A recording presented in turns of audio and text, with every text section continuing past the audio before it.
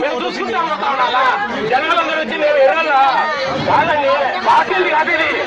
నేను పార్టీల గురించి మాట్లాడాలి. జన్మభూమి కమిటీకి కొన్ని లిమిట్స్ ఉంటాయి, కొన్ని కులాలు ఉన్నాయి, కొన్ని జాగ్రత్తలు తీసుకోవాలా. కొన్ని అందరూ 6 మంది ఓసీలకి 6 ఓసీలోనే ఉండేది. కోరుకుంటారు బీసీలారా, ఎస్సీలారా, ఆడొకటి పెట్టచ్చు కదా.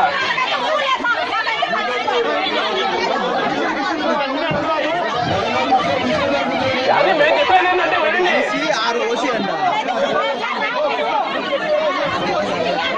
అర్థం చేసుకోండి. ఇంకొకసారి అయినా సరే జరగబోయే కాలాలలో ఖచ్చితంగా అందరికీ న్యాయం చేయండి. జన్మభూమి కమిటీకి అధికారాలు ఉన్నాయని చెప్పి ఇష్టానుసారం చేయదండి. అందరికీ న్యాయం చేయండి. ఒక 2 బీసీలకు, 2 ఓసీలకు, 2 ఎస్సీలకు ఇట్లా ఇల్లులు కానీ ఉండే 7 ఇంట్లో 4 భాగాలు చేయాలా. అదే అర్థం చేసుకోవాలా. ఇంత వ్యతిరేకత జనాల్లో ఉందంటే ఏదైనా పిచ్చిలు చూపించాలి. ఇక్కడ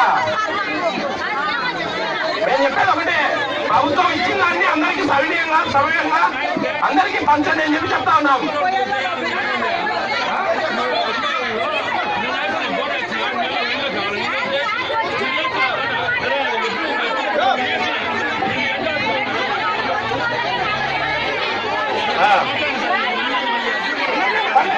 ఏం కాదండి, అయ్యో ఎందుకంటే మనం ఏం కాదు, ఇబ్బంది ఏం లేదు. వాళ్ళు సమస్యలు పరిస్థితి వినాలి కదా. మీరు చూసుకుంటారా రాకపోలమా, ఏం ఇబ్బంది లేదు. గలమా ఎందుకు వచ్చింది మీకు? గలమయం కాదు.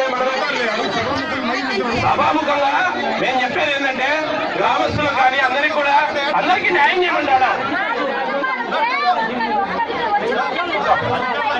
చెప్పండి. ఇప్పుడు జన్మభూమి కమిటీ ఉన్నారు కదా, అడుగుతా ఉన్నాం మేము. 6 మంది ఓసీలు కాయించేది, బీసీలు ఉన్నారు కదా, ఎస్సీలు ఉన్నారు కదా, తలా 2 ఇయర్స్ కదా.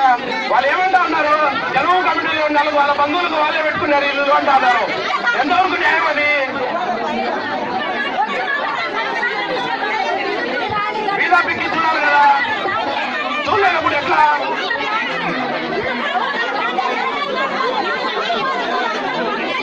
ఉందండమ్మా, మీరు అర్జీ చేయండమ్మా. అమ్మ